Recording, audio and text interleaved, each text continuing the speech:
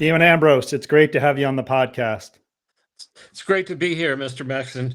Steve, I've been looking forward to this after our last meeting. I think this is going to be a lot of fun. Absolutely. You called me up at some point a while back, and you asked me a question. You said, "Yeah, I've been trying to get a hold of you. I want to source some components." And you asked me, "Do you like AC/DC?" And I was like, "That's a strange question." But I was like, "Yeah, who doesn't like AC/DC?" And then we went on, and that's how I kind of learned this story. And I remember them touring, 4 years ago, and Brian Johnson, the lead singer, he had to leave, and Axl Rose came in, which I thought would have been a good idea, but I'll let you get into that. But and then to learn that you really helped Brian Johnson and so many others in the music and otherwise with hearing, and it's just a heartwarming story. And if you can kind of introduce yourself and tell us how you got to this point, that'd be wonderful, Stephen. Okay, great. And I should say that Brian has helped us tremendously. He's always been very grateful for the work that we did to restore his hearing and his career, and but we're grateful for his support. Um, we to make the long story short, what you mentioned before we went on the air, I invented the wireless in-ear monitors that you see people performing with on stage. If you see them performing and they have these funny things in their ears, it looks like they've got gum in their ear. Yeah. That's my fault. When I was 13 in Nashville, my dad taught at Peabody and Vanderbilt, and I was a university brat running around the 3 campuses of the colleges there, and that was right next to Music Row. And my mom bought me a guitar that I hid under the bed for the first 2 years because my dad didn't allow anything but church music and classical music in the house. Mm-hmm. And I was in the closet singing Dylan. and I got an invitation to play at some local coffee shops, and a producer from Music Row was there and heard me and invited me down to the studio to record my first recording session. And so I'm 13 years old and I'm blown out. I go in, I put down a few songs that I finished my session, and on the way out of the building, I took a detour and wandered into a. I looked like I was lost, but I wasn't. I knew I was coloring outside the lines. I wandered into a studio session Johnny Cash was recording, and I didn't like country music then, but they immediately discovered me, and instead of throwing me out on my ear, they put headphones on me, and I listened to him through the headphones, and I was blown out. Mm-hmm. And I thought, okay, I need to be able to hear myself this way, because when I was in the closet singing, I would cup my hand around to my ear and sing very softly so that my dad wouldn't discover me. Wow. and I couldn't hold my guitar that way. So I took these transistor radio. You may have seen them. They looked like they had little light bulbs sticking out of the end, and they went in your ear. And I took those, and I took the light bulbs off, and I put them in these swim molds that my mom had bought to keep the pool water out of my ears. And I made the first in-ear monitors. And this is 65. I'm 13 years old. I get a record deal a few years later. Andy Williams signs me the same year he signed Jimmy Buffett and Ray Stevens. And I go out to Hollywood, and I get to perform with all my heroes. I got to sing with Brian Wilson from the Beach Boys and Roger McGuinn from the Byrds, and a lot of people. And Stevie Wonder used to get up from the piano and dance around on stage playing harmonica and fall off the edge of the stage. And the monitor engineer, the guy that mixes the speakers at your feet, would be screaming into the microphone for him to back up. Yeah. And Stevie couldn't hear him. Mm-hmm. The whole audience could hear him, but Stevie couldn't. So they saw me wearing this in-ear monitor that I was using, and they figured, wow, this is how we can tell Stevie how to move around stage and keep him safe.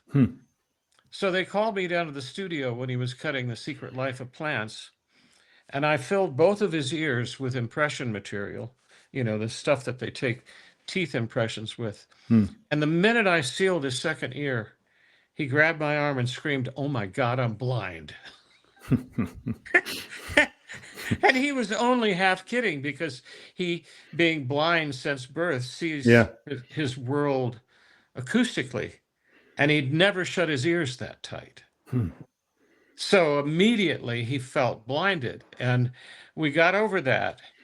And I took these ear molds and I put speakers on them, and I plugged them into the studio feed, and the drummer kicked the kick drum, poof, poof. And some of the dust that was left from drilling out these ear molds shot out of the sound tube. Now, that's what you get when you fire up an old bass amp that's been sitting in the dust. Yeah. It's not sound, it's pneumatic pressure. Okay? Yeah. And I got very concerned. Helen Keller said that blindness separates you from things, deafness separates you from people.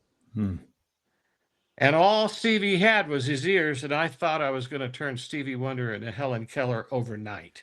I got real concerned about putting these in his ears. Right. He grabbed them and he wouldn't give them back, because he could now see any place there was a microphone in a much different way than he could see before. And he was like blown away. This was fun. Okay. Well, I'm over at the mixing board and I'm cranking the bass down to get rid of this, pneumatic pressure shooting out of it into his ears. And he comes over and he starts cranking it back up. Well, we fought over this for the next 10 years, and we popularized the in-ear monitors, which is now what everybody uses in the industry. You see almost every band in the world has got some form of these in their ears. And that started with me in 1965 and became the Walkman. It became the Apple AirPods. It became the earbuds that everybody uses. And I was touring with Kiss in the 90s, and I'd been mixing concerts for decades, and I was going deaf using my own invention. Everybody that was using it was turning up louder and louder, despite the fact that we are bringing the stage volumes down to nothing. In fact, I did a tour with Steve Miller where there was no amplifiers on stage. They were all under the stage, still in their flight cases with microphones inside. The fidelity, the stage was so quiet we could do a live album recording that was studio quality. Okay. Now, why, if you've got the stage so low, did everybody turn up louder and louder and louder with these things to the point where they caused deafness? Well, I stopped touring in the 90s because I just knew that I was harming everybody that was using my devices.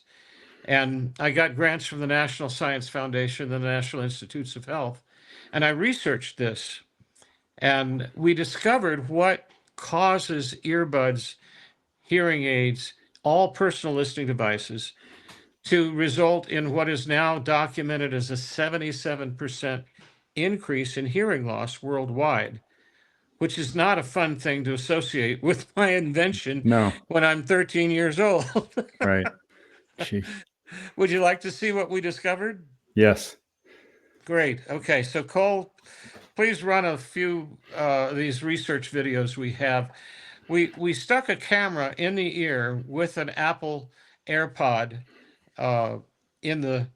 sealed into the, you can see it here. And Cole, the metronome signal. Yeah. Silence that, will you? Thanks. Now you can see I'm pointing at my eardrum, which is what that camera that I hold up to my ear is. That's a video otoscope. And you can see, if you look closely, you can see the eardrum moving visibly. Can you see that? Yes. Play that over again, Cole, from the beginning, and look at about 11 o'clock there. Yep.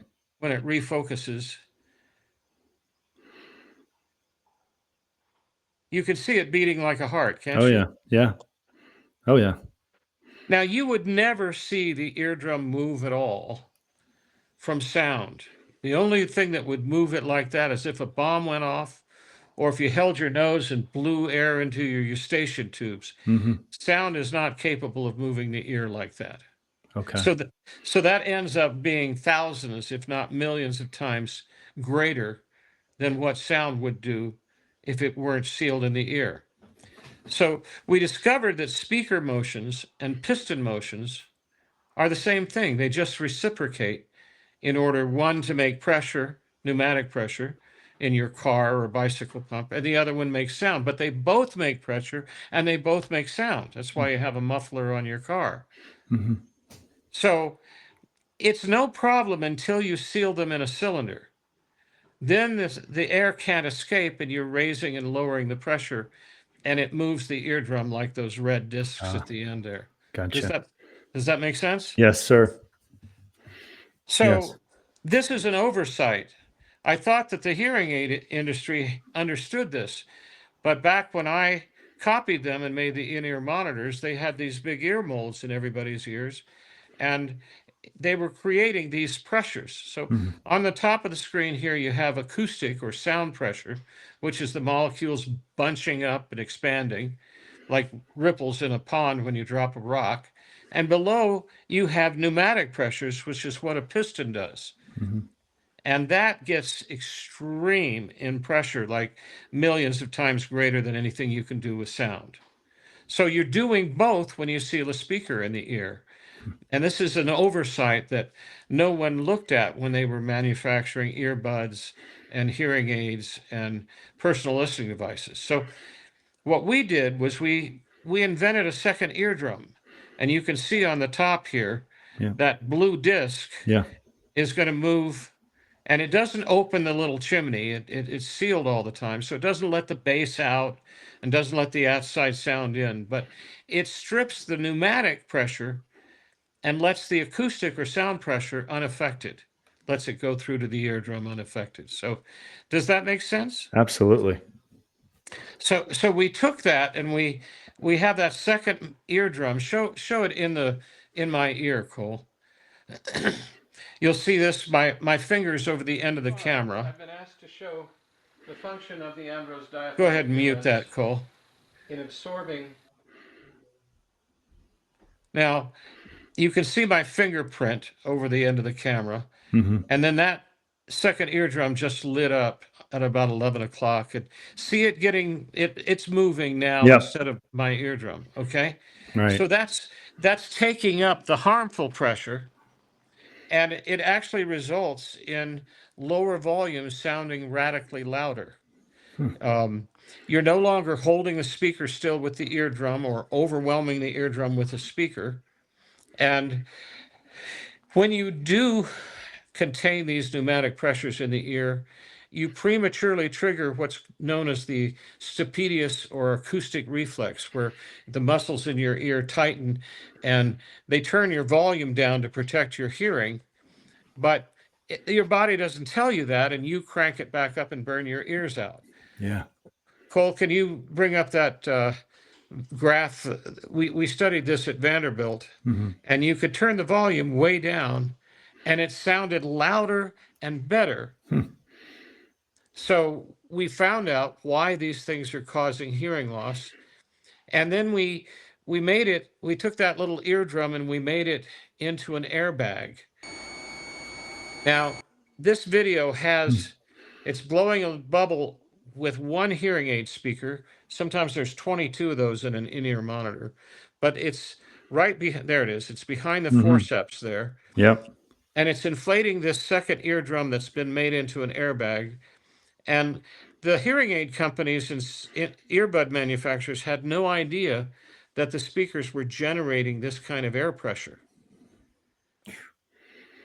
I can raise a quarter up and down just by changing the pitch or the volume on the sound. Play the sound on that, Cole.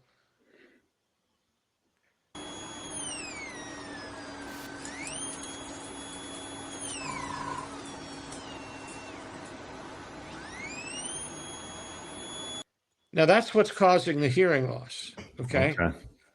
And I should acknowledge Cole. Thank you. Cole Thanks. is, he's an engineer that I've been working with for the last decade and more. And a lot of his ingenuity is reflected in this technology. We have an arrangement. When anything goes right, it's his fault. And when it goes wrong, it's mine. Good job, Cole. But this is what we took this and we put that airbag on the end of an in-ear monitor that goes in the ear, and this is what Brian Johnson is currently touring the world wearing. He puts it in and he inflates it Yep. like that. You can see it inflate. Right. And then he can deflate it and hear as much of the ambience as he wants to. But we got lucky because this ended up doing something.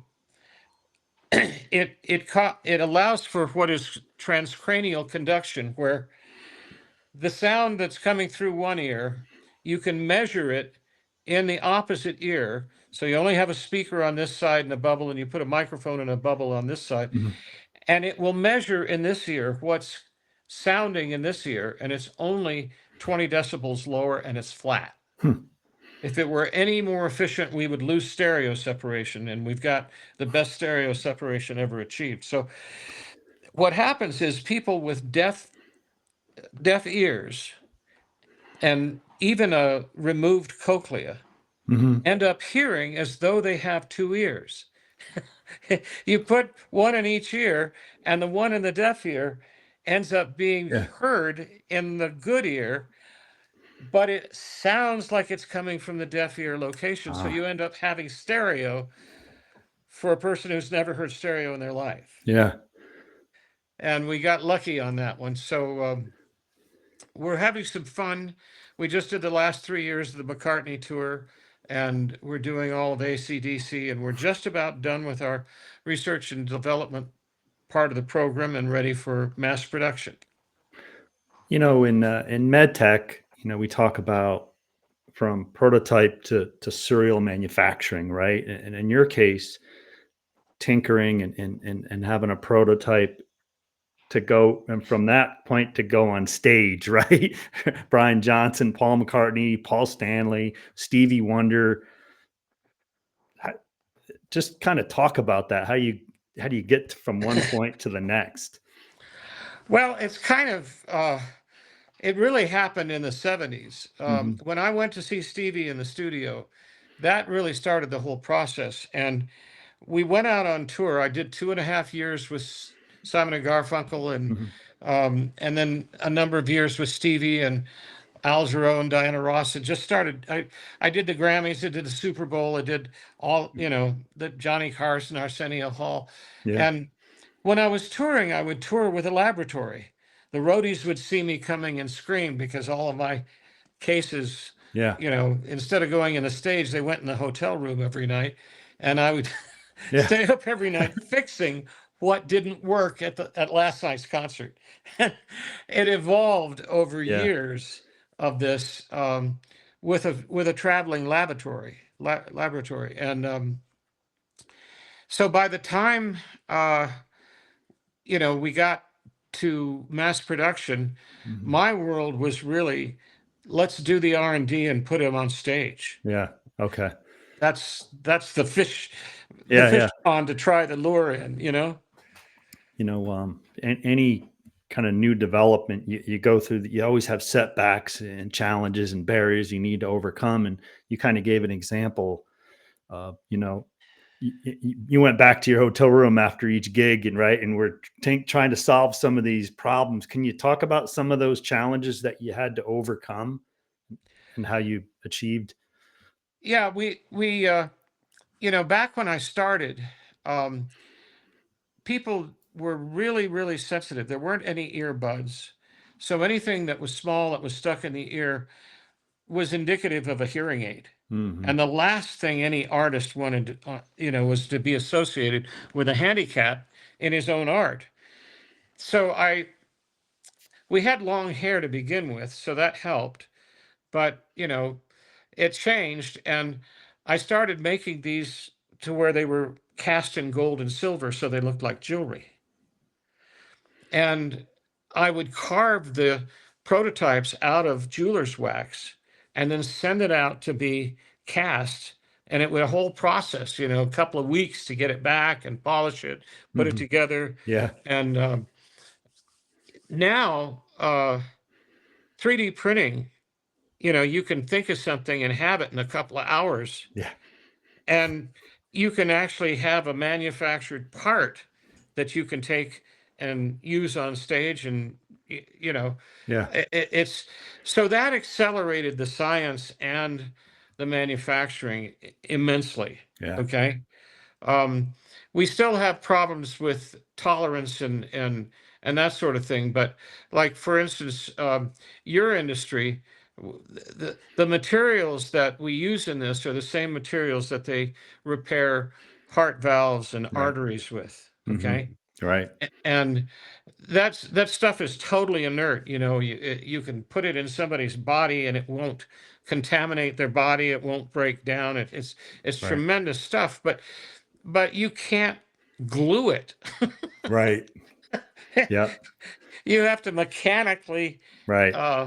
assemble it and entrap it. And that's what we're putting in the ear. And, we have been through years of, okay, it's the best stuff in the world, but how do you attach it? Yeah. How do you bond it? Yeah. How do you Yep. bond it? Yeah.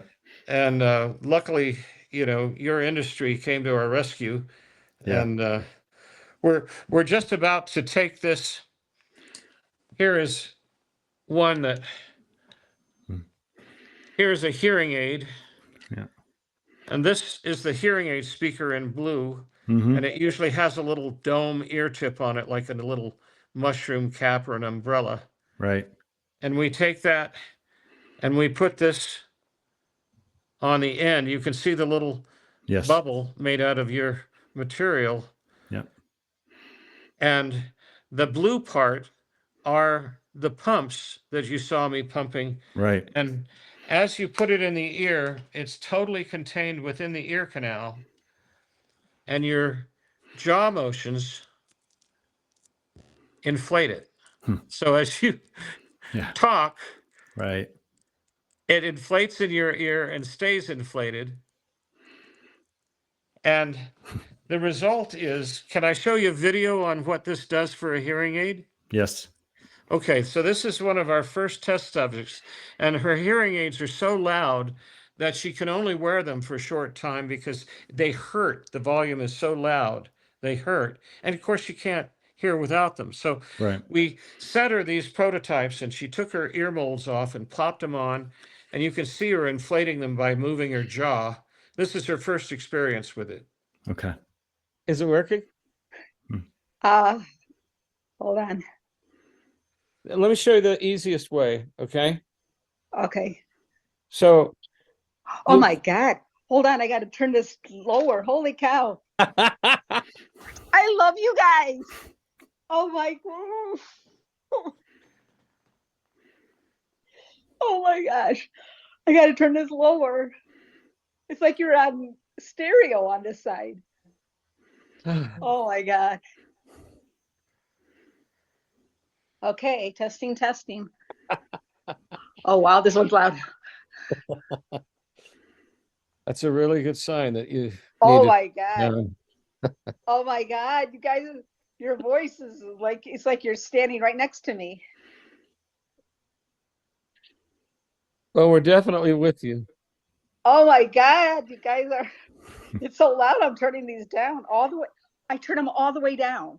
I know. And you probably need to go to the audiologist and have them lowered even still. Yes, because so I can take these to the audiologist and she can. You can turn them way down. Okay. Yes. Oh And- my God. And now your hearing should start to recover. Listening at lower volumes. I can't believe it. And this year, I could never wear this one for like more than an hour. I had to take it out. So I would just leave it out. And then it was something important like a Zoom, or if we went out, I would put it in. But now it doesn't hurt. I don't leave it in all day. Yay! I love you guys so much. Oh my God. I don't feel like I'm deaf anymore. Wow. The goosebumps, right? I mean, come on. Geez. Isn't that fun? Yes. I don't know what's more fun than that. Yeah. Gosh. We're having a ball, and you know, we're fortunate to have Brian's support and Mhm. everybody in the industry that's supporting us. These will soon be available, thanks to the connection that you gave us in the industry. We'll be able to mass produce these, and these will fit on Apple AirPods Pro. You'll be able to use those effectively as hearing aids, and everybody will be listening. You know, you go up, and the guys that are using this on stage now are at less than half to a quarter of the volume that they used to listen to, and it sounds bigger and louder than they've ever heard. Right. So uh, we can have a case where less really is more. Less Yeah. volume is Right. actually more, and sounds more like what people want to hear. And Wow. Stephen, kind of going back to when I asked you about, what sparked your innovation here, and you were 12, 13 years old, and you didn't have a 3D printer back then, right? But coming out now full circle, and the success and videos like that, where you're, like I said, it's goosebumps, right? And what kind of advice do you give to young engineers, whether it's med tech or anything, that are affecting people's lives? What kind of advice could you give to them that, based on your experience and affecting so many lives so positively?